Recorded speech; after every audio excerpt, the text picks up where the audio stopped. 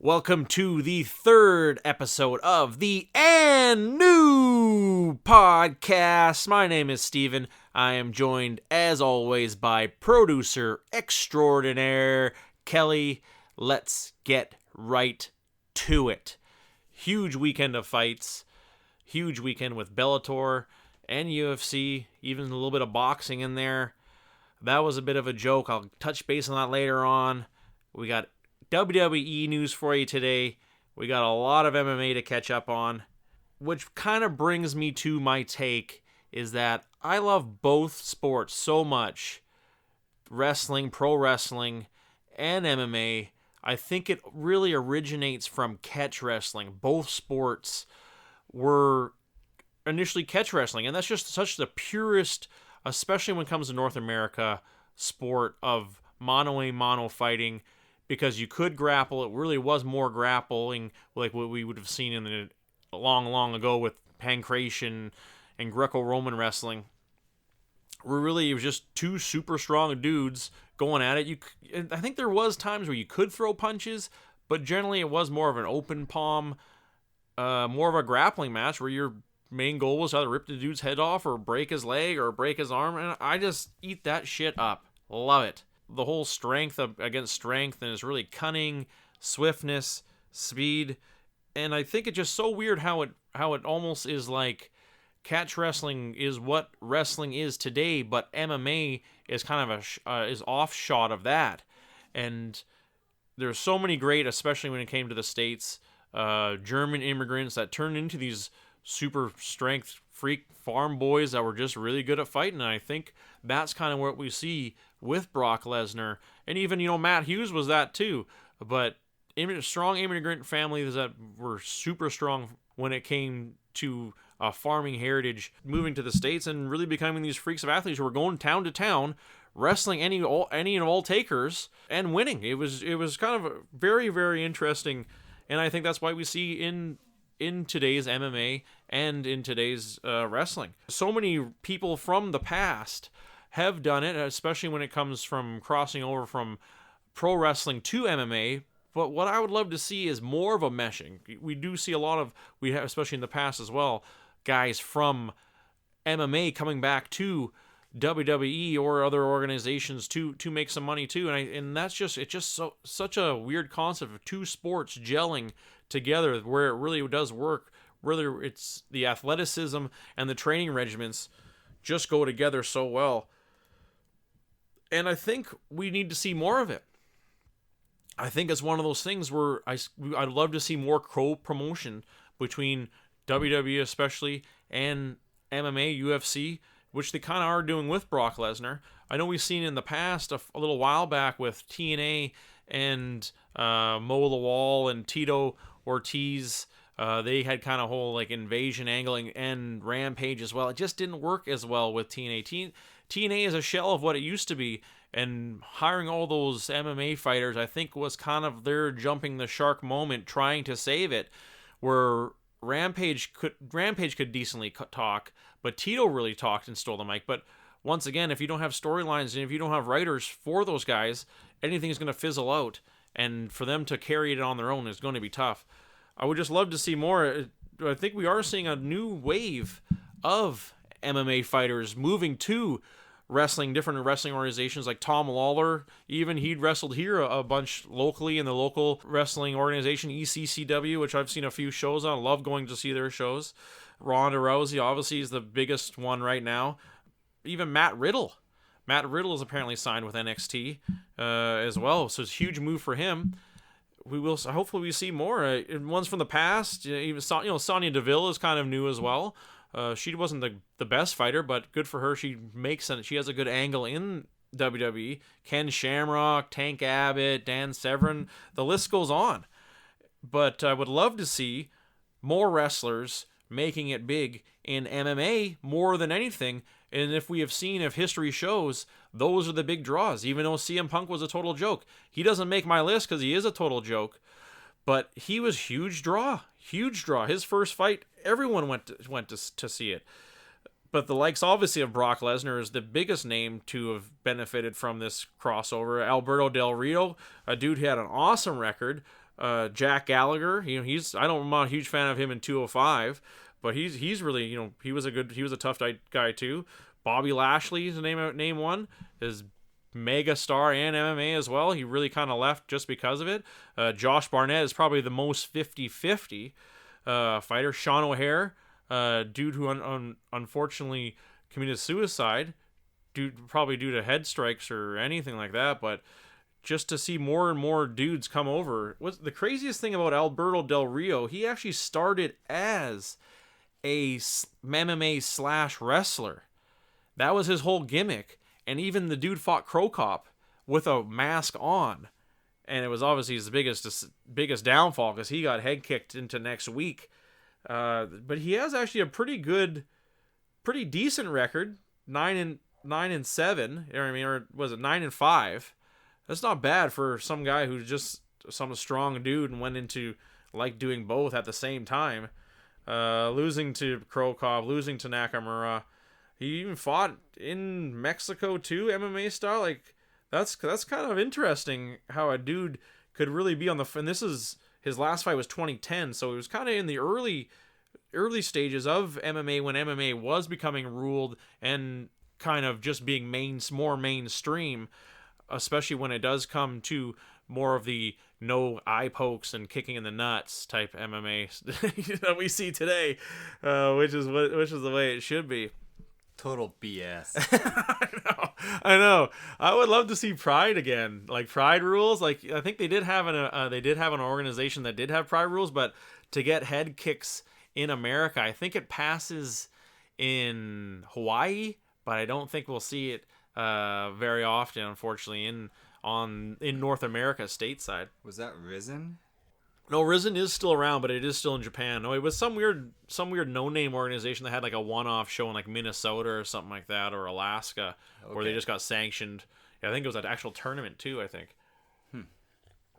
Scary. But there was that one that Arlovsky was fighting in before he got his contract back with the UFC. And I can't remember what the heck it was called, though. But he did a fight in Hawaii. I'm pretty sure it was out of Hawaii. Hawaii's always had some really good cards.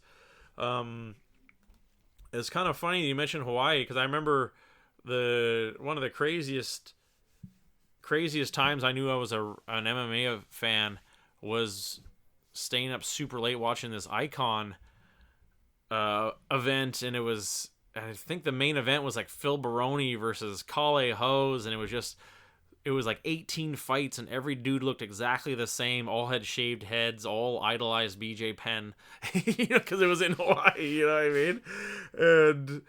And it was one of those shows where it was obviously the same thing. Dudes who just loved grappling, who were good at grappling, but also would swing for the fences. So, and everyone was the heaviest dude probably there was probably Phil Baroni. It was one of those terrible cards. But I remember staying up all night and watching it, and thinking, "Oh man, this is what being an MMA fan's all about." There is a lot, obviously, with that take leads into a lot of wrestling talk and MMA. That's what we do best here. Love wrestling, love MMA, eat it up all day, every day. Let's get started. Starting with some Raw. I love this week's Raw. As always, it's been great, especially for the big, huge announcement of Brock Lesnar. I can't name that guy enough on this show. Versus Braun Strowman, versus Roman Reigns at the Crown Jewel event in Saudi Arabia. Huge event. I was really thought that Brock Lesnar was done with WWE, but apparently not. Really excited for that card, and especially to have that announcement. It is a major, major move.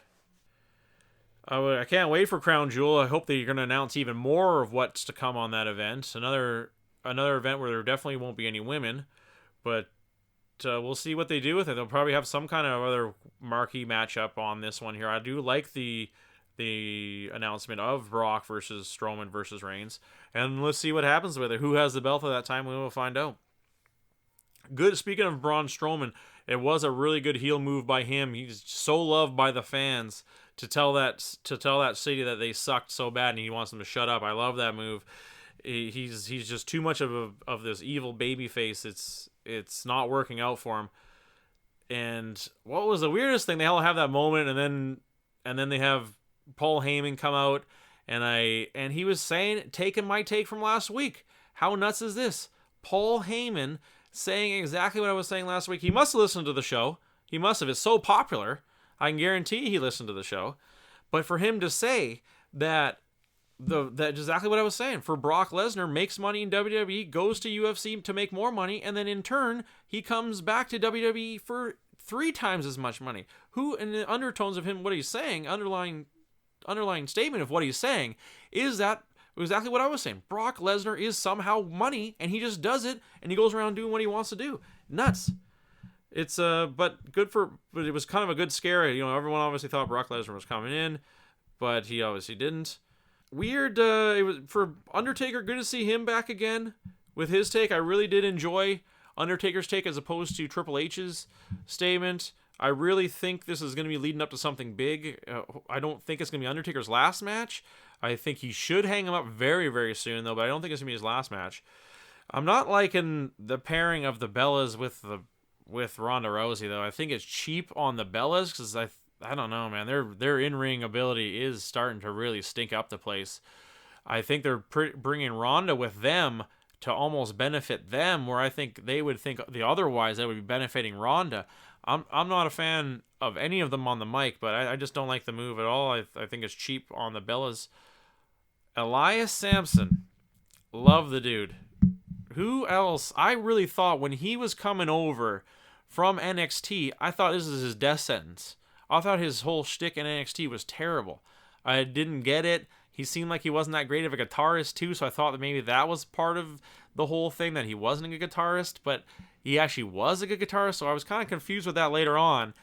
But for him to be at the level that he's at right now is uncanny. I did not see that coming. I thought he was done for sure, but I am a huge fan. The way he plays guitar, the songs he comes up with, bravo to Elias and what he has become, because he's going to be a megastar. How he doesn't have the Intercontinental Championship on his belt, I think it's going to be coming up for him soon. What a move, though, making fun of the crowds like no one else can do.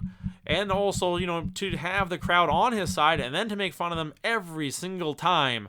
I love Who Wants to Walk with Elias? Love it. Love it. I was just saying last week, too, what happened to Nia Jax? Here she comes with Ember Moon. I thought that was a good pairing. Good team and huge win for them as well. Good to see Nia Jax back. I think she's got to get some kind of team going so she can have a mouthpiece for her, because she's not the best when it comes to talking. I like how Baron Corbin, you abuse of power a bit. I like what kind of sneaky shit he's pulling, but especially to have him all of a sudden get this title shot, because he is the commissioner, Baron Corbin, Constable Corbin. I like that move. I think whoever wrote that one was a good idea. You can't go wrong with it. And he was being so sneaky in that match, obviously, to restart it. Good for him. But I think this is I think we're going to have another corporation stable, which I really do like that. I kind of like it how it's right now they're not saying corporate's running these teams, and they're kind of being sneaky with it. I really like that move. But I think right now, with how deep the roster is and how much talent there is, they have to go groups. They got to go teams right now. There's far too many guys, far too many storylines to follow. You have the groups. You have those guys within themselves having storylines against each other. I think it's time for it. WWE did it back when DX first came out, and they had like the biker squad and then like the Latino guys. And I think it's right now is the best time for it. So much talent, and especially, I can't imagine who's going to be coming up from NXT soon, and NXT's really getting bloated as well. Can't wait to see what comes, and I hope it is going to be more teams. I love teams. NWO was always a huge favorite of mine. They had no angle. There's a very simple team, but it worked. I really think it worked. Obviously, got that. Want to talk about bloated? That's a team that got super, super saturated, and it became disgusting after a while. If they would have done it in moderation rather than going to the well so hard with that, I think it could have really worked out, and it could have obviously been the savior of WCW, which I was a mega fan of, mostly because of the Luchadors, but NWO made it work too. I love that. I love that. We should have timed that or something. I should have opened mine at the same time too. No, I could cut it out right here. No. Let's not. Let's not. Whoopsie daisy. Got a little bit on the mic.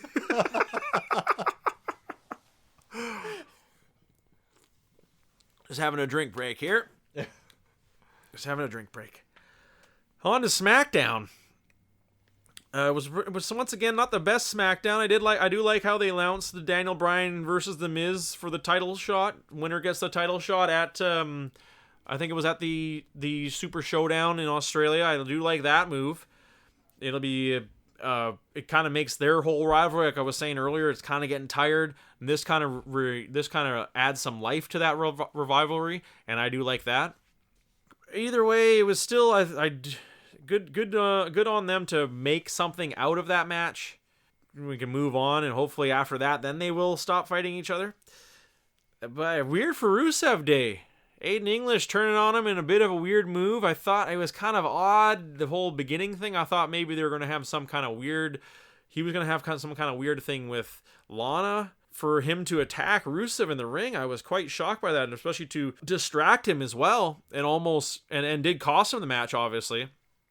For him to do that whole Rusev crush thing with their microphone and distract him, and then he loses, and then for Aiden English to attack him. I didn't see that coming. Where does it really put their story? Because I think Aiden English alone can't stand at all. He's done for if he's going to be going on his own. I think Rusev Day saved his career, and he can either say hello to NXT or TNA coming up here next, because I don't see him going anywhere out of that. A good move, though, for them to try something with that. I liked Rusev Day, but it's over now. I love, I butchered his name last time, Cien Andrade Almas. And I practiced it a little bit. I wasn't going to butcher it this time. Versus AJ Styles. They put on a real 5-star match, and I think that's the reason why I've been hearing Cien's name more is because of that. His in-ring ability is unmatchable right now. Obviously, his mic skills are 0. They're below 0, and he cannot speak on the mic. But I think his in-match ability speaks for him, and I hope he can stay longer because his talent is amazing, and I love to see his matches against AJ Styles. That was an awesome match. I love how they went for those 2 different finishers, and how Cien, how much of a technician he is when he is going for his moves, like the stomp on the apron. Like, that's a crazy move, and how he does it. He comes off the rope, stomps on the dude's chest, lands with 1 foot on the apron, and then jumps down. Like, it's an amazing feat how he does it with such accuracy. And he is a bigger one of the Mexican wrestlers. He is one of the bigger guys. He's very similar to Alberto Del Rio. I'd have to give Alberto Del Rio is a very good ring technician as well. I'd have to give Cien the edge, but he's very similar. The taller guys, he's what would be called a rudo in Mexico, because he's a bad guy and he doesn't wear a mask, so he would be a rudo, which he is kind of a heel in WWE. I don't see him being a babyface. But a great match by him. I hope I see more of his. I'm on board. I really wasn't on board at first just because of his 0 mic skills. I am kind of getting on board now, and he is winning me over. I always love a good match, and that's what makes WWE just good matches. Return of my favorite, the Iconics. Love them. They came back, knocked it out of the park as always. WWE needs these girls. I've said it before, and I've said it again. Best girls on SmackDown on the mics. I love their shrillness. Works so well. It's super shrill, super Australian. Keep it up, Iconics. Never go away. I love it. I always keep it fresh. People can say what they want about them. They have their haters. I am not one of them. Totally on board with the Iconics. Glad to see them back. And I hope to see them in a main event. Tell you that much. A return of Asuka and some really tight shorts. She went away from the shorts to like the panties. I like Asuka. I don't know where they're gonna fit her in though. It's just unfortunate. I don't know what they're doing with her. It's just, at least she won. It was good to see her with Naomi, but Naomi can't really talk either. But at least they're putting them together. I like that. Switch it up. Put her with Naomi. Naomi's cool. I've always liked Naomi a lot. But I think what we're going to be seeing here is to touch base on Undertaker versus Triple H at the Super Showdown. How Undertaker was saying that he's going to have Kane in his corner, and that Triple H is going to have Shawn Michaels in his. The huge rumor swirling around right now is that it is going to be turned into a tag team match. And that is the one match Shawn Michaels said he would come back for. He said he would never come back, but if he would, it would be a tag team match just so he wouldn't have to work as much. And I agree. I give it to Shawn Michaels for not being one of those guys who actually did never leave. But I think with all these movies he's been doing, there are terrible B movies with WWE. I think that they do want him back in, and I'm not the biggest fan. I was a huge fan of Shawn Michaels and back in the day, especially with his rivalry with Bret the Hitman Hart. But when I saw him, he was the referee in an NXT match.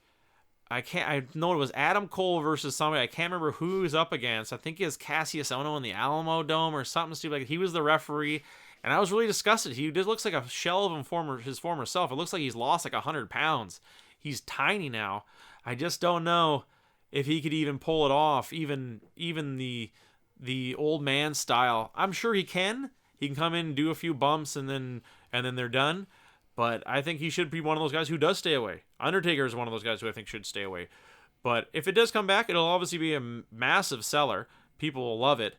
And obviously I'm watching it as well. With all that, that's it for wrestling this week. It was really good. I always love Raw and SmackDown. Can't wait to watch them. They're always keeping it. I watched a little bit of TNA. It was kind of weird. I think it was from 2004. I think it was called Reloaded or Revolution or something. It was very weird. It had the New Age Outlaws on it, and they were part of this team. I can't remember the name it was, but it was totally like it was kind of a knockoff of Vincent E. Kennedy McMahon's initials. I can't remember something Mafia. It was terrible though, but it was very weird. I didn't even know they went over to TNA too back in the day. TNA used to be really, really good. It used to be awesome. It used to be a place where all these other older wrestlers could go and still make some decent coin. TNA sucks now. It's like an indie show. It's just as bad as Ring of Honor. It's terrible to watch now. I haven't even really been having a chance to watch it. All the good guys have left, gone independent, or they have gone over to WWE. You know, I like Johnny Mundo. Obviously, Pentagon Jr. is one of my favorite independent wrestlers. But those guys are just coming in as hired mercenaries. There's normal guys like Eli Drake. Hate that guy. I can't stand Eli Drake. That guy fucking sucks. Terrible on the mic. Terrible in ring. He's so basic. They lost Brodus Clay. They have no real good talent. It's really not that great to watch. It's one of those things too where there's no storylines. It's kind of pathetic.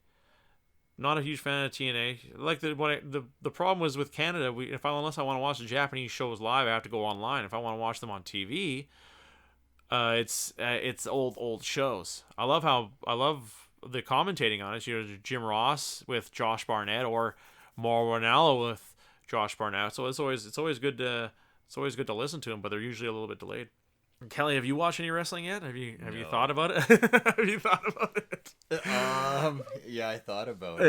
Yeah. I looked online to see if I could see anything recent online, and apparently nothing's published recent online. So buddy of mine knows where you can watch them, but because you don't have cable, right? Exactly. Yeah, no. It's one of those cable shows. That's really how they've made their bread and butter, is being on cable. No pay-per-views.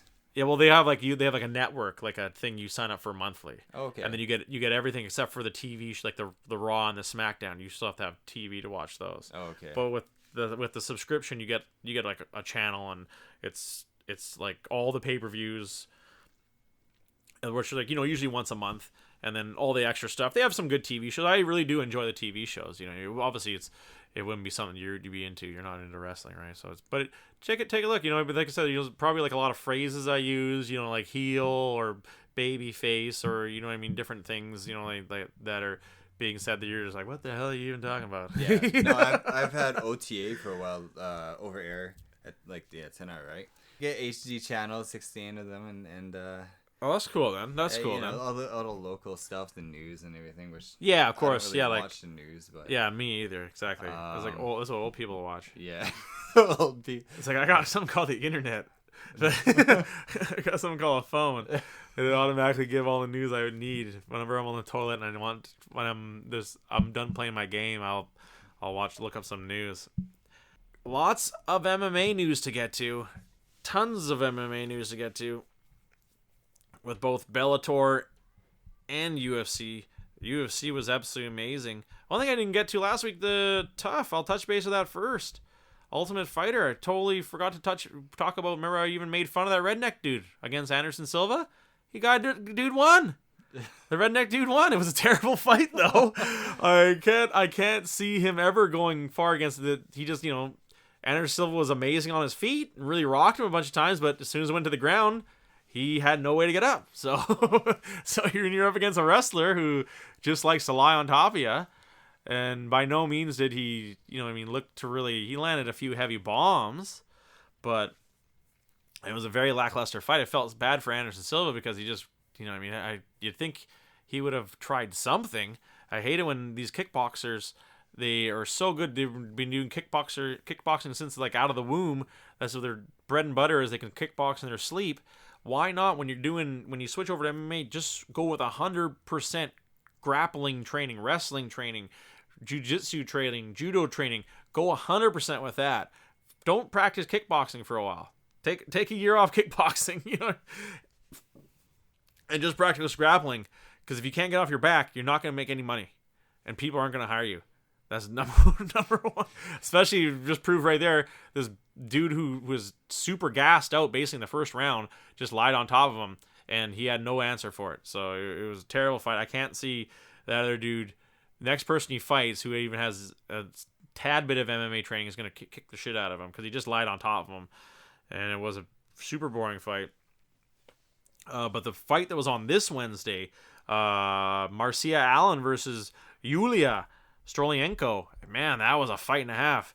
Marcia Allen, American girl, seemed like she was really cool, head on her shoulders, type fighter, and Yulia was from Lithuania. Showed a little bit of her background from Lithuania. I thought that was a really cool behind the scenes on both of them, especially coming from Lithuania for Yulia, where MMA really isn't even a blip on the map on such a small country to begin with. It was kind of cool to see her, and did they come to bang? Holy moly! They came in, and Marcia took her down right away and just started grounding and pounding the hell out of her. It almost got stopped there a few times, but Yulia did not give up. That chick is what MMA is all about. Took that beating. She took that beating for probably a good 3 minutes. Gets back up, takes Marcia down, and then starts pounding her out, and then slicks in the win. She has all of her wins by armbar. I think she has like 6 wins by armbar now. So you obviously don't want to go to the ground with this woman. And she is in like a bare knuckle boxing league in Japan too. And so that was cool on her as well. Good fight. I'd love to see her coming back again. I think she could win the whole show. She is ruthless, and she is strong as hell. To come back from that, she took at least 20 big shots on the ground, like huge haymakers right to her face while she was trying to scramble, and she never gave up. Like going for that armbar was super slick, and Marcia had no choice but to tap.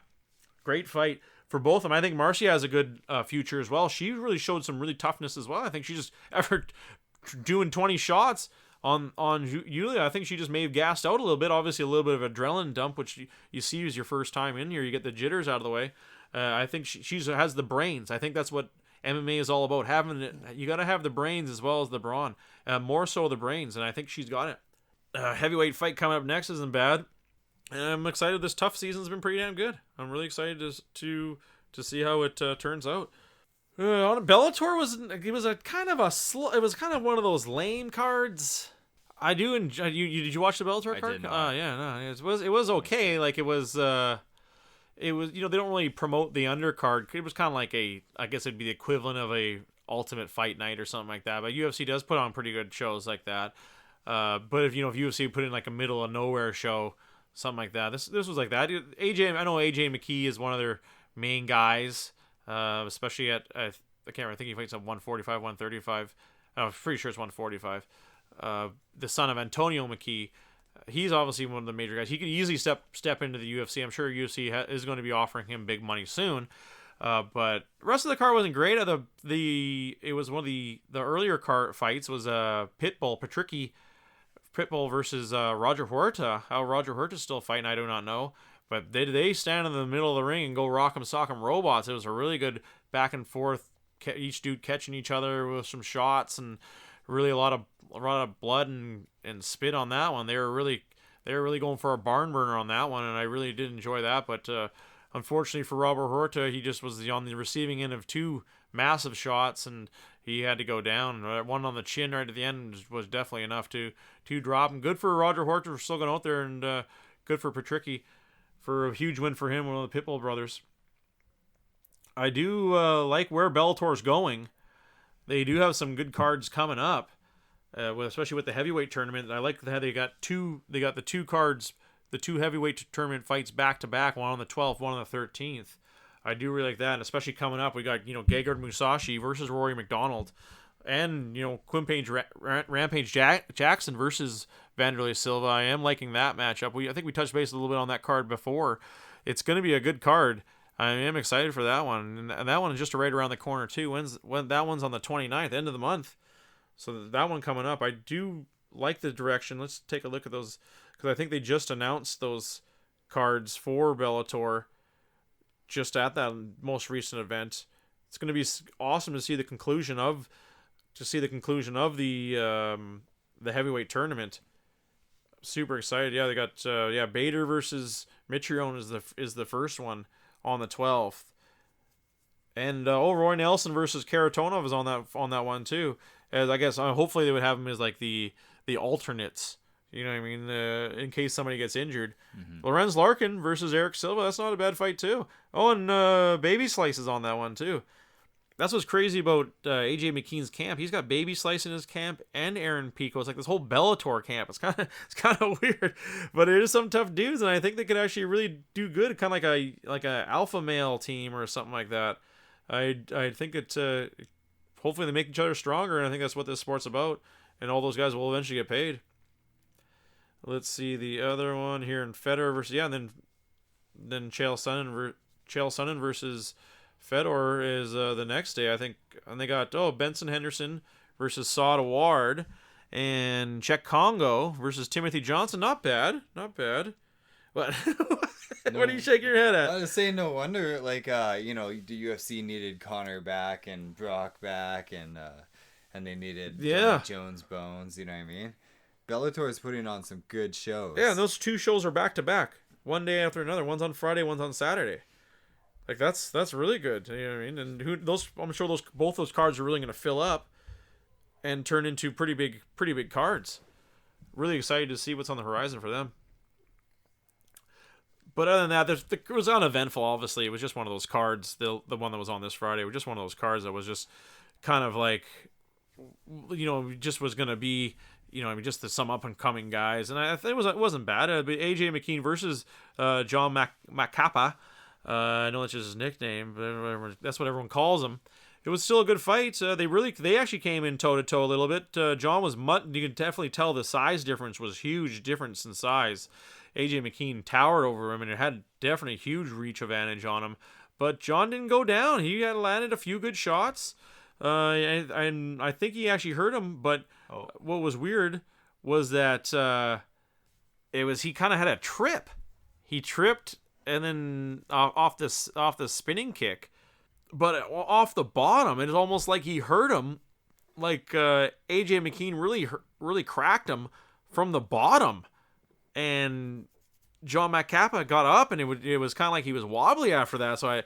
And then it was just that huge punch to put him down. Huge, quick win. Those guys came to fight though, and I'll give them that. Obviously huge win for AJ McKean. I think he obviously going to be getting the title shot, next shot as well. It is good for Bellator that they're at that spot where it was like, oh, dude has a big win, give him a title shot. Oh, he's got a big, he basically win a fight, you get a title shot, because the talent pool was so small that they basically had no other choice. So it's good for him that he actually has to fight a few dudes before he gets a title shot. Bellator is really going in the right direction, and I love that. I've said it before, how you have to have the plan B for these fighters, or else people aren't going to get paid, and UFC is just going to have a monopoly on people and make it so that no one's getting money, and they can just say, no, you're not worth it. Go where else are you going to fight? Huge UFC. I really enjoyed the card, though. It was really, really good. Great. I love the Brazilian cards. Always love the Brazilian fans are so douchey. They're always, you know what I mean? It's like they're most they're like most nationalistic people. They don't like out of towners, you know what I mean? But they do boo a lot, and that's just who they are. They always put on. They're always very loud and boisterous. I always love that out of a crowd. Well, big stack card. I only watched the main card. To touch base on all that would be crazy, but Hector Lombard losing again, not good for him. Beat Tales Leites. I can only imagine that was probably a snore fest. I didn't even read the breakdown on that one. Just looking over the card, it was a good win for Sergio Moraes to actually choke out Ben Saunders. Huge, Saunders a black belt, jiu-jitsu, super tough dude. One dude who did come from Bellator, Augusto Sakai. He's like Lyoto Machida. He's half Japanese, half Brazilian, born in Brazil. He's a heavyweight too, tough dude. He beat up Chase Sherman. Chase Sherman's probably on his way out. His third loss. But Augusto Sakai is not bad. I think he's one of those dudes where I don't know how heavy he is. I think he's one of those guys where he could probably go down to 205 because he is 265, 6'4". He looks a little flabby. You know what I mean? I don't see him fighting at 205. I think he could really fit into that 225 weight class division. I think he deserves. His only loss is to a split decision to Czech Congo. Dude's tough dude. He's obviously a huge pickup for UFC to get more heavyweights. I hope he got paid. That's all I gotta say. Francisco Trinaldo. Need Evan Dunham into tomorrow. He really hit him up with that one, and good move for Charles Oliveira. That he had a win with his rear naked choke, and I think that put him. I think the stat was he has the most most submission finishes in the UFC. He just beat Royce Gracie.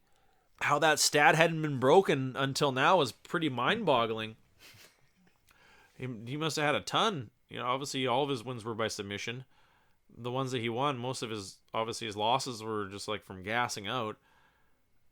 And let's see here. Let's see here. Submission wins 10. Oh no, 16. That's a lot. He's been fighting in the UFC for quite some time. It's probably because a lot of it was tournaments too in the beginning. That's true too. Yeah, fight multiple times. You're choking three dudes out in a night. Exactly. He's got a lot of UFC fights. Darren Elkins, he armbar. Efren Escudero, he rear naked chokes. He lost by knee bar to Jim Miller. Had no contest with Nick Lentz from illegal knee. He got TKO'd by Cerrone. Did a calf slicer on Eric Wisely. Guillotine Jonathan Brookins. That guy had a lot of potential. I think he won his show. And I think then he ended up losing 3 fights in a row after that. I thought he had a lot of talent, but I guess not. Gets KO'd by Cum Swanson. Goes to decision with Frankie Edgar. Triangle chokes Andy Ogle.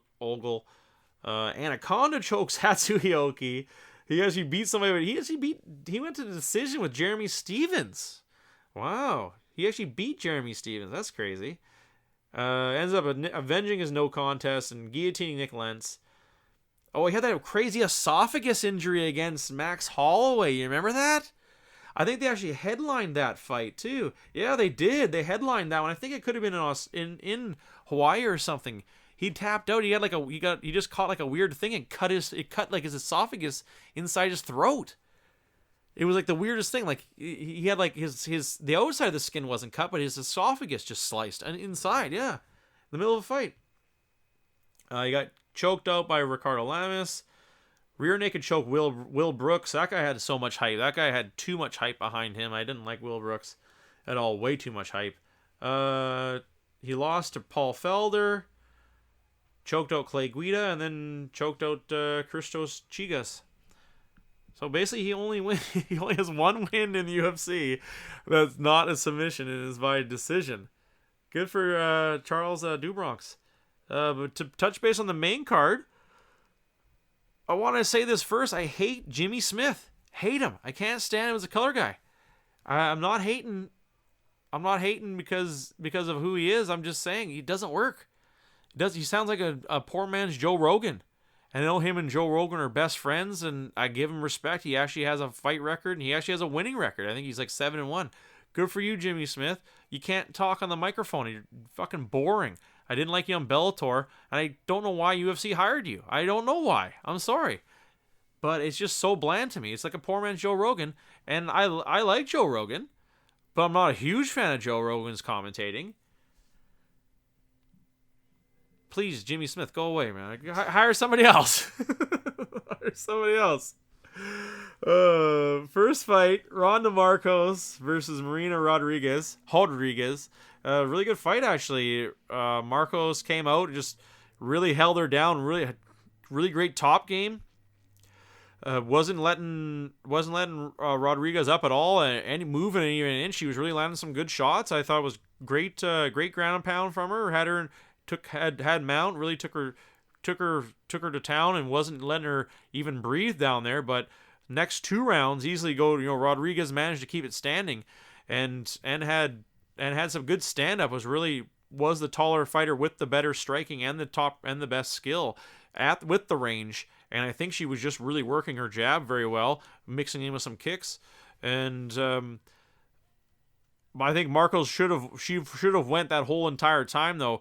Where when she was on top of her, you could see it so clear that she could have done an arm triangle choke so easily with a little bit of a shift, because she was working on her left arm so much. If she would have switched over to her right arm, just how bad Rodriguez was on the ground, I think she could have easily sunk in an arm triangle choke, and the fight would have been over long ago. But I obviously, I'm on the outside looking in.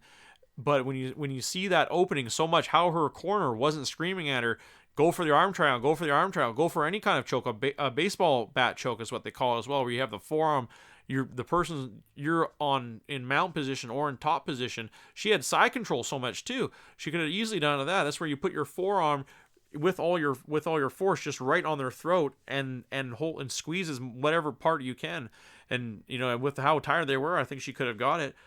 But it was a beautiful reversal from Rodriguez in that 3rd round.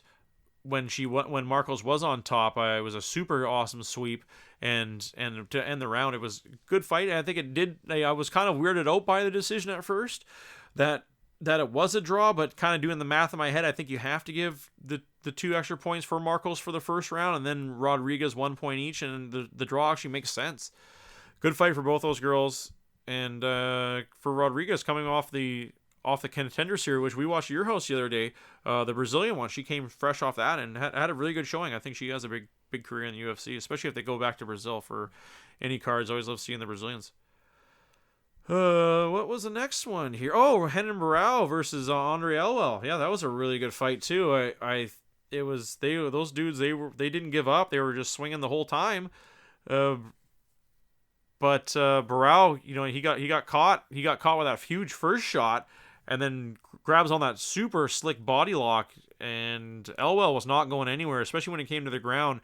Barão really owned him, and he landed some heavy shots. Even I like the heavy knees. I really like the heavy knees he was dropping on the ground too. You don't see too many dudes do that. He was really throwing everything into them too, and then he gets into mount and almost gets that arm bar. He really could have taken the round in the first bit, but I think this is unfortunateness of Renan Barão that we see now. He just somehow he gasses. You're at 135. I know he came in overweight and for some weird reason refused to refused the extra time to make weight, and very weird move by him. But maybe he's just given up. He's gotten soft. He made his money and he's kind of done. That's the unfortunateness when you see of these Brazilian champions. When they do get these championships and get all this money, they just kind of give up. I guess it's easier to do that in Brazil. Very weird move by him, and it's just unfortunate with these Brazilian fighters that do make money. You obviously can go back to Brazil with $100,000 and live like a king for a while. So I guess it's just harder to train. Happened. The biggest downfall of that was Anderson Silva. No, I don't think no one has fallen as hard as him. From being on top of the world, you're totally one of those dudes who everyone thought was invincible, and really his career kind of was ended by himself. Sad to see him. But I think Hennon Brow had much better career.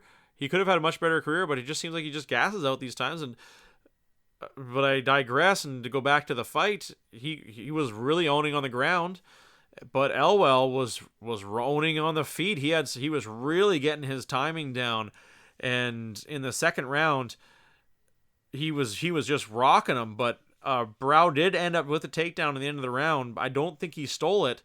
I think maybe a ref did give that round to Brow. I think Elwell landed much more clean shots, and then with the third, did Andre really found his range and was finding his rhythm and was landing crisp 1-2s right on Brow's chin. He was really beating the crap out of him, and for anybody to be surprised by that decision, I had it 2-1 for Elwell as well. For it to be a split, I don't know how they could have given Brow two rounds if they give him that takedown as a big finisher, but it wasn't even the strongest takedown.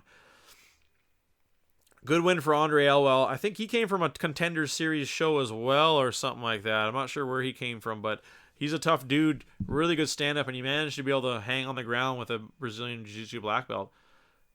Sam Alvey versus Antonio Rodrigo Nogueira. Great fight. Sam Alvey, I love the guy for what he's done. He has gone out and called out dudes that are easy fights for him. All these guys are kind of scared about calling people out, but he's called out very winnable fights.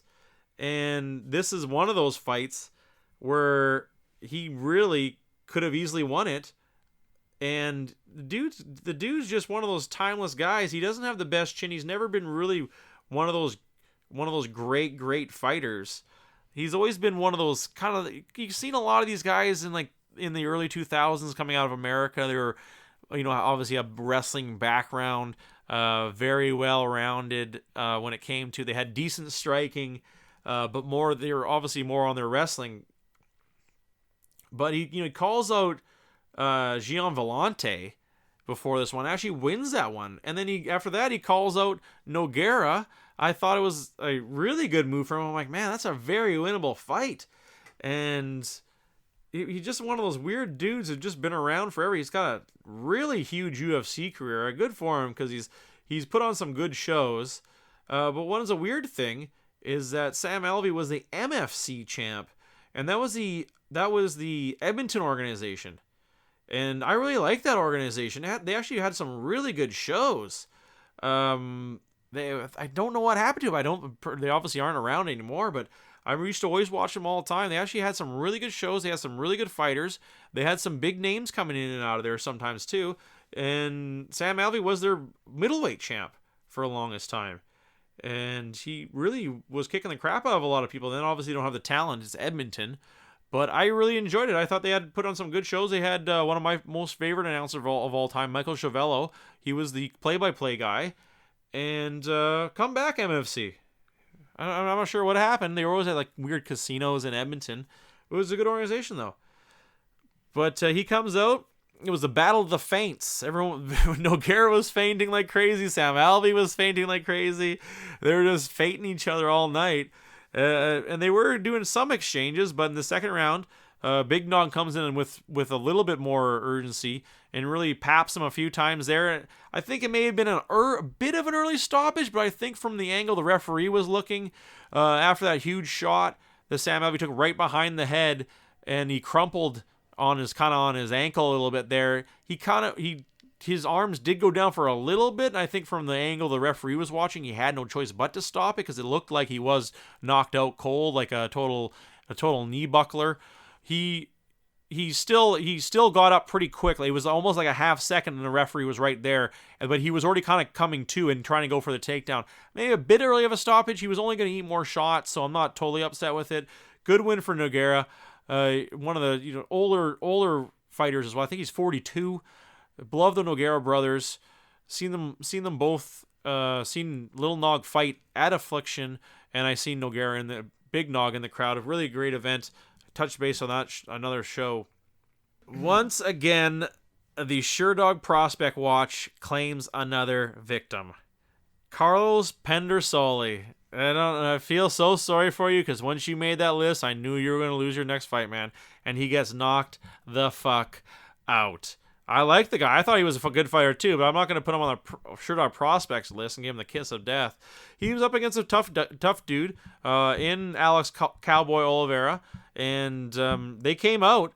They really came out. Both of them came out swinging, but it was just Oliveira had really connected right on the button with that punch, right on the side of the head, and he would just his legs weren't underneath him. He was on Queer Street. He had no choice. And once he ate those 3 big shots after that, it was all over. Quick win for quick fight for Alex.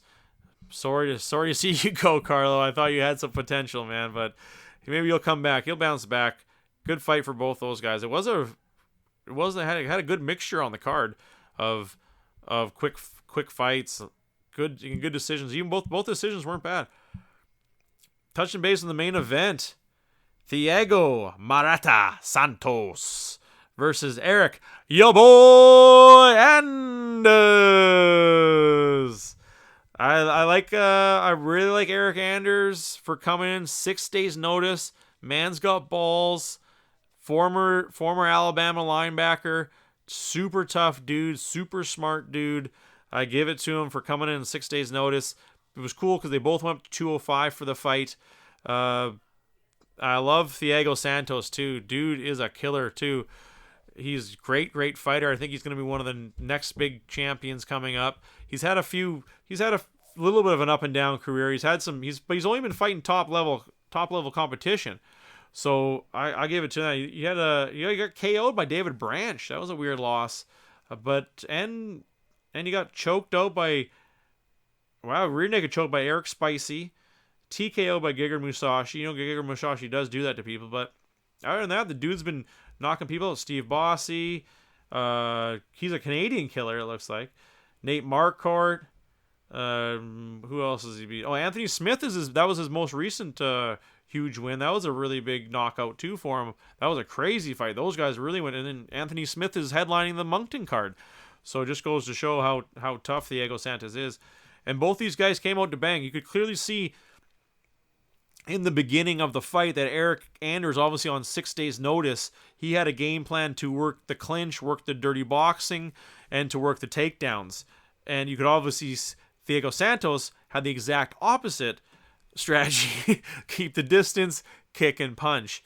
And I love the beginning little exchange they had where Eric Anders goes for a little ankle trip takedown, and then Thiago Santos goes for a total toss takedown. It was cool little exchange in the beginning. I really love that. You can obviously, then there was a lot of clinch game by Anders, but when Thiago had the distance, he was really landing those swinging fists and swinging back fists, and really the kicks. Those body shots were definitely adding up on Anders throughout the fight. But when Thiago Santos did go to the ground, he really did land some good ground and pound on Anders. But you could see come the end of the first and the second round, you could see Anders, obviously that 6 days notice was starting to take its toll, and Thiago Santos, obviously he was prepared for a fight, obviously, and was really landing some good bombs. There was some crazy exchanges. And there was a crazy move where almost Thiago Santos could have really pounded him up against the fence, but he overcommitted, slips over him, and it was a really cool little exchange there as well. But you can now at the end of the second, I would have to give them both first 2 rounds to Santos for the amount of production he was doing on the feet. And you could see, but come the beginning of the third, you could see that Santos actually was starting to fatigue a little bit as well. But when it came to who had enough oomph behind their punches, it was definitely Santos. He takes his back off that spin. That was crazy too.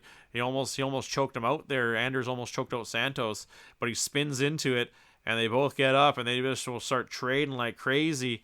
With Anders eating a lot on that exchange there, and then when he went for that last takedown in the dying seconds. And Santos just fed him so many. He's just trying so hard to clasp his hands, going for the double leg. He kind of left his ear open. We've seen Josh Barnett get knocked out that way as well. Trying too hard to go for the double leg, you leave the side of your head open, and you're just going to eat elbow after elbow right in the ear. And then Santos really poured it on too underneath, Anders just wouldn't let go, so he just was shooting shots underneath. And when the bell rang, Eric Anders couldn't stand up. And that was the unfortunate. He just tries to stand up, falls down. Tries to stand up, falls down. And the referee had no choice, obviously, to stop the fight. Great fight for both those guys. I love Thiago Santos. Huge heavy hitter. They need more of him. And Eric Anders stepping up on 6 days' notice. I'm super excited to see what the future brings for him. Super tough dude. Ya boy. I love him. Holla at ya boy. I really like Eric Anders. And this shows a lot of his grit. I think he'll come back from this loss 10 times stronger to come in like that and to put on a performance like he did. Hats off to you, man. Great fight. Hope to see much, much more of him in the future. That's for damn sure. Great weekend of MMA. Lots and lots of it. And it's more to come. Obviously, I'm pretty sure it is Conor McGregor is going to be the next UFC versus Khabib. I got we'll touch base more on that next show, October 6th for that showdown. And then Bellator, we got the 29th, it's still a little while away. We got Musashi versus McDonald. Professional Fight League, you interested in it? I don't know about it. Yeah, exactly. Exactly. That's said by every MMA fan in the world. No, it sucks. It's not very good. I like the whole... They're kind of going like a point system, kind of like NASCAR does. Okay.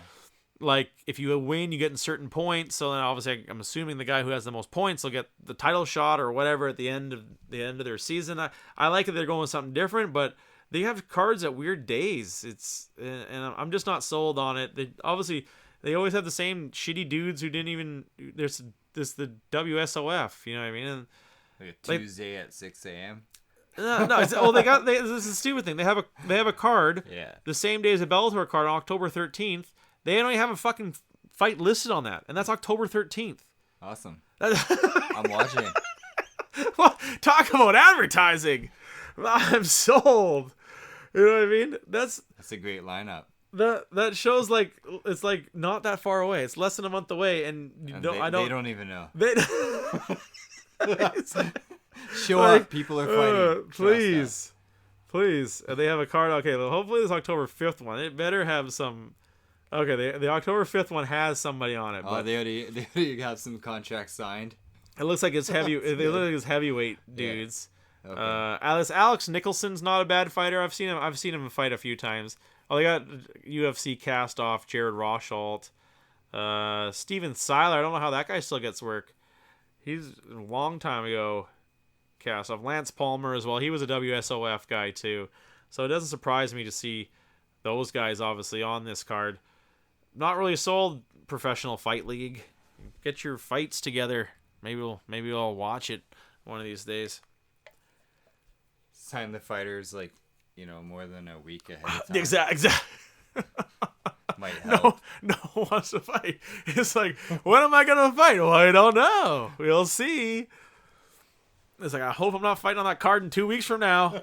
It's like, we don't know. Go to a bunch of local gyms. Hey, you want to fight? Yeah, I do. Sign me up. I got none of that grappling shit. There's just man-to-man fighting here.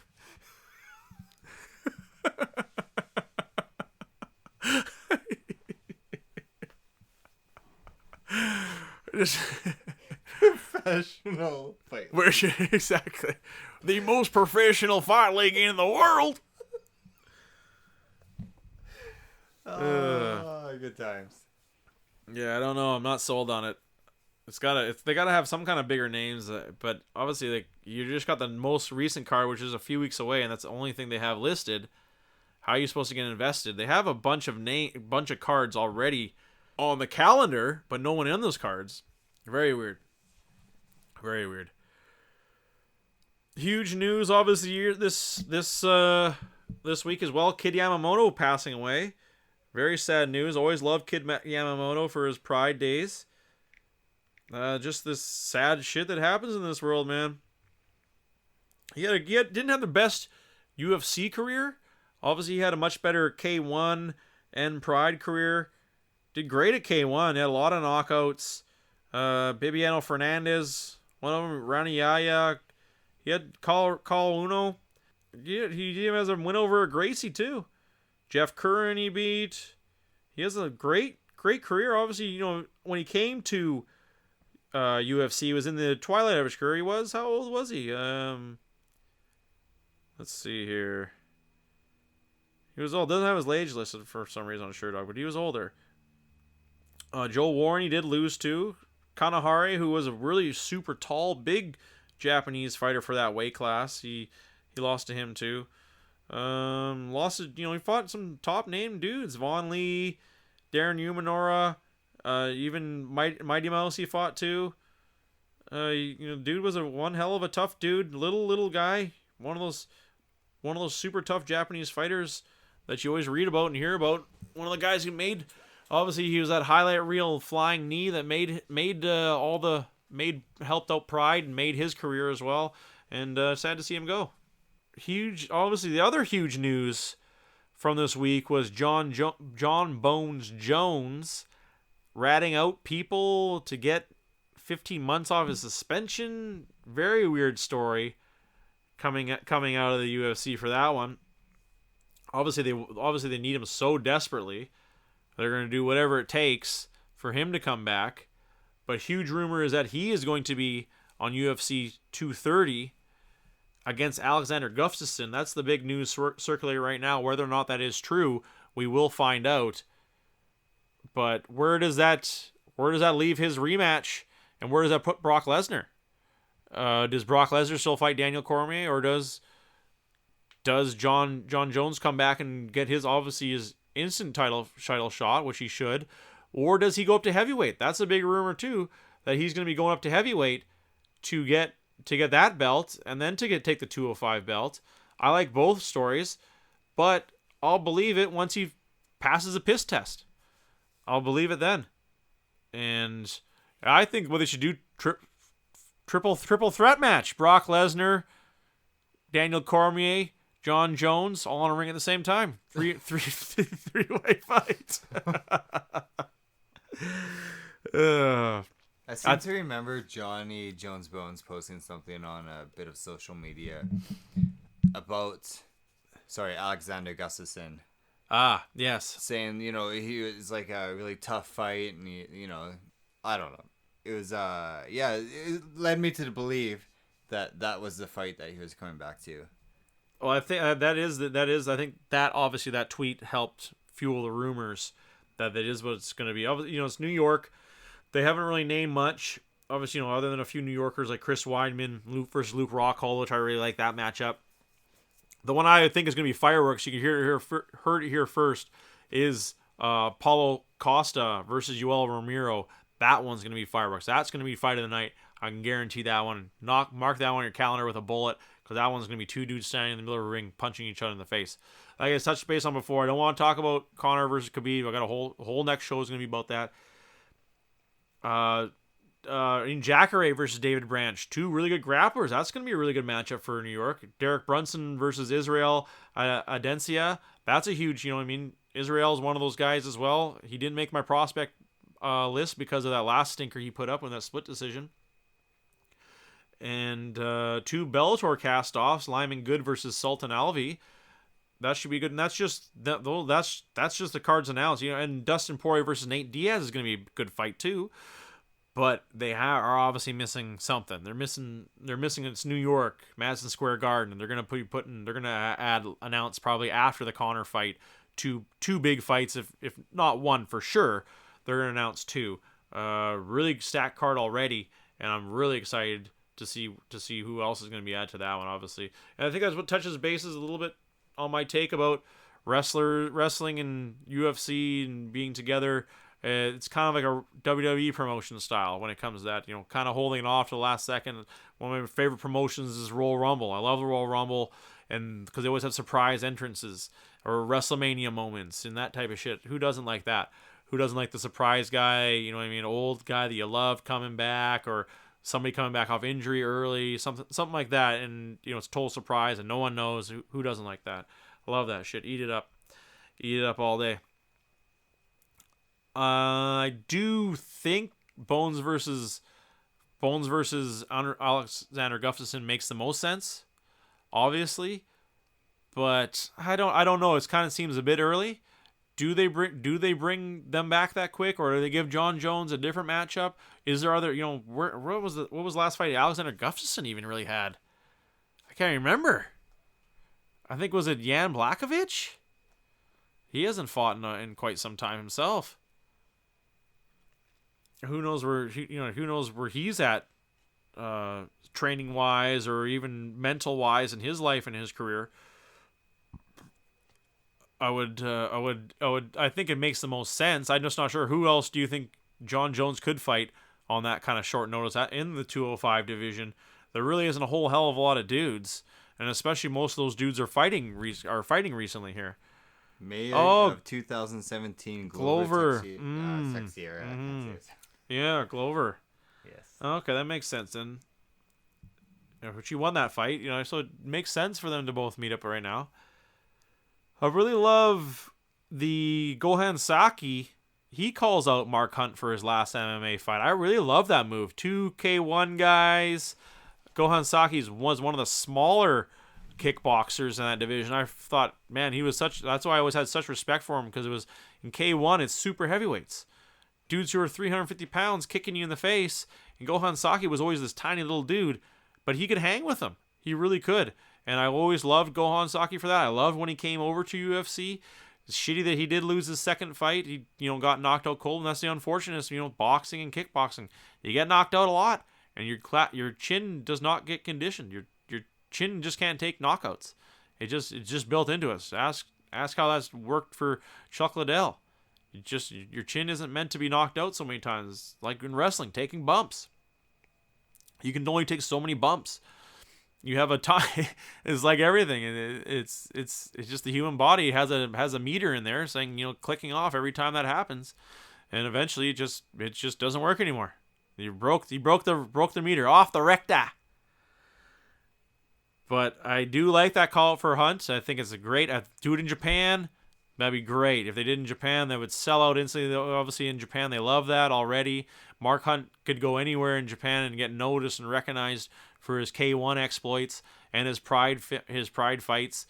Good for both of them. I know Mark Hunt's obviously been upset with management as of late, and Gohan Saki's new to the company. The only downside you see to that fight is Saki actually losing and hurting his career more, with Mark Hunt going out on a win, which never works out well as well. And so it is kind of lose-lose for both dudes. I'd hope to see Gohan Saki win. I could see it going to a sparring match decision as well, but I would hope for the first round knockout, which that match has written all over it. I wanted to talk about the bare knuckle fighting boxing league, where the hell it is, because Chris Lieben versus Phil Baroni. I was like, how is Phil Baroni still alive? And then I looked up his stats. He's only 42. It seems like he's been fighting for 100 years. He's 16-18 MMA. Now Chris Lieben doesn't have much better of a record. Like I was saying before, your brain only has so many times it can get knocked out. And these are two of those dudes who have well over their meter for knockouts. Yeah, Phil Baroni is only 42. He did fight in 2018, actually beat somebody up somehow. He fought in Bellator recently too against Caro Parisian. The time before that was 4 years ago. ONE FC, Dream. He's still getting fights. He did win one in ONE FC with soccer kicks. But like I was talking about earlier in the podcast here, it was Kalle Ho's 2008 Icon Sports, and he headlined it. It went to fifth. I remember it went to the fifth round.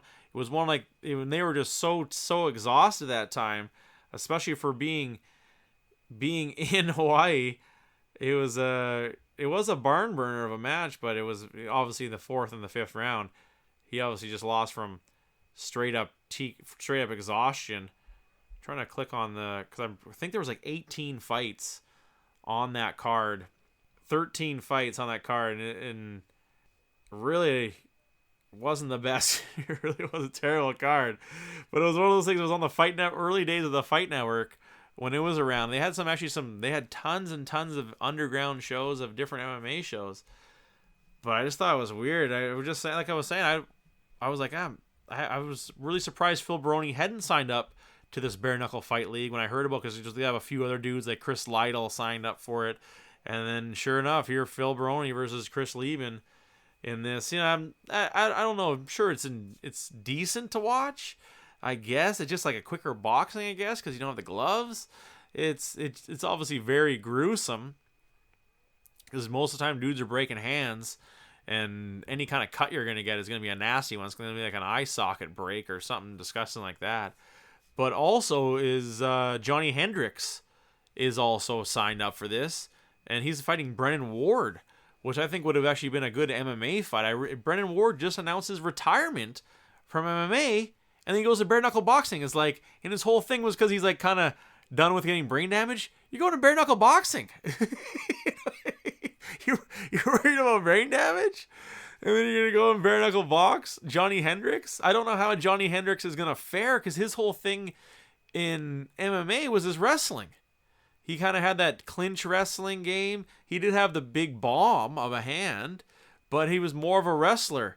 And so I thought it was a weird move that he's going over. Brennan Ward, I could see. I actually enjoyed Brennan Ward's MMA career. He was one of the guys when Bellator and when Bellator and Dream were co-promoting, or Risen was co-promoting, he was one of the guys who went over there and actually did successfully well. I thought he had a good career. I was very surprised when he did retire, and then even more surprised that he's signed on to bare knuckle box. Very weird move for those guys, and I guess they still need to get paid somehow. I guess, you know, some people, when you get out of your profession and you think, oh no, I'm gonna go do this and go do that. No, you're not. Your money's gone. What are you gonna? You're gonna have to do something, and you obviously go right back to what you're good at. Huge game. A lot of people are talking about to switch gears and start talking NFL. Huge win. Everyone's talking about the Browns winning. You know, it's very weird. Hadn't won in over 600 days, and they go in to win. But what I loved about, you know, obviously was Baker Mayfield coming in and winning that game. I changed the channel over to it just as Baker Mayfield got started, and I thought it was a cool move. And he really turned it up and started lining up those receivers, throwing the ball, and then everyone was catching. I think he really re-energized that offense. Good move by the Browns. But what I liked was Isaiah Crowell from the Jets, former Browns running back. Guy scores a touchdown, Kelly, and wipes his ass with the ball and then throws the ball into the crowd. Very dastardly, nasty move, but I just pissed myself laughing when I saw him do that. Classic. I thought it was funny. Obviously, no one in Cleveland thought it was funny, and it was almost like the joke was on him because they ended up losing the game. So it was a very weird move when it came to that. Good for the Browns and actually winning a game. It's kind of stupid because they're acting like they won the goddamn Super Bowl. So it is kind of weird that way. That it's like, come on here. I know you can't act like you've been there because you haven't. But act like you've been there. Come on here, guys. Come on. What a weekend of sports. Great week of wrestling. Not too happy. I've been playing more of that Vermintide game. Kelly, you've been playing? You still Fortnite it up? It's just Fortnite, yeah. Fortnite it up. Good strategy to go with, man. Little GTA. Yeah, nice. Yeah, mixing it in there. Vermintide has really pissed me off. I went last week from saying awesome game, really kind of intense, fun. Your character building, the online play was fun too. I played 3 games. I got kicked out 3 times because the host left. How do you have it not some kind of system so you play through a whole level, you're at the last guy, boom, something happened through your internet connection, your game's over. You don't win or lose. It's like I did it 3 times in a row, wasted an hour and a half for nothing. I was pissed off. I was like, how do you not have it? So hey, you just wait for a new host. everyone's just spinning and just waiting. Everyone's loading, waiting for that to happen. Why not that happen? I was very, very upset. Haven't had that much time to play much video games this week. Been very busy, but when we do play, that's the last thing you god dang want. Very upset with you, Vermintide guys. I hope this changes. I'm excited for the Conor versus Khabib fight. I can't wait for it to go down. They did, the weird thing is remember I was saying last week, I was like, they don't really have, it's kind of weird that they just have the main event and not really, the other fights aren't that good. And then boom, all of a sudden they add 4 more fights. I think it was a good move by them to add all those fights. And it's really shaped up to now it's a mega card. Did you watch the press conference? Oh, that's what I was going to talk about too. Yeah, I wanted to talk about the press conference. Yeah, it was crazy. It was very crazy. What's your take on it? I don't know. Conor was being Conor, Yeah. and he was making fun of Khabib a little bit with his accent, saying, when he said, I sit in the bus, he was like, I shit in the bus. You know what I mean? Yeah. He was kind of like, yeah. Conor's just being Conor. He looked coked up like usual, and, very aggressive. Yeah. He just kind of laughed at everything Khabib said and just mocked him a bit. Yeah, I think he knew what he was going to say. Exactly. And the whole selling the whiskey thing, I think, was the other thing. You know what I mean? I think it's weird that they are on the mat.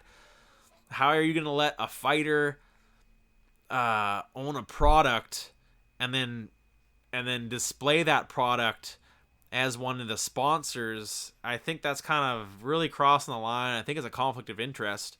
Obviously, you have a guy who's given the company money to promote his product. He's paid sponsorship money. And now he's going to fight. Wouldn't it look better if that fighter won? I wonder if it would. Obviously it would. You can't have a conflict of interest like this of a fighter, no matter how rich the son of a bitch is, paying the company money to promote his whiskey, which probably by all means is probably shit. You know what I mean? If anyone's put out crap, whatever, I don't think it's going to sell. I think it's I'm not a whiskey guy myself, so but it seems like a weird move. Obviously, lots of people love Conor, and I think they will go buy it for that. But I thought it was it was obviously to get in Khabib's head, to offer Khabib, who is obviously Muslim, to offer him a drink. He clearly doesn't drink. You know what I mean?